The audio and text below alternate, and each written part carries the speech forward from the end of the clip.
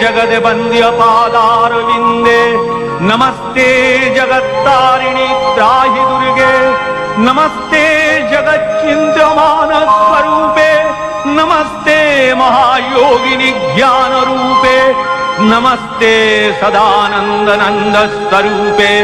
नमस्ते जगत्तारिणि त्राहि दुर्गे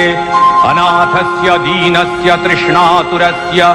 क्षुधार्तस्य भीतस्य बद्धस्य यन्तः तमेका गतिर्देहि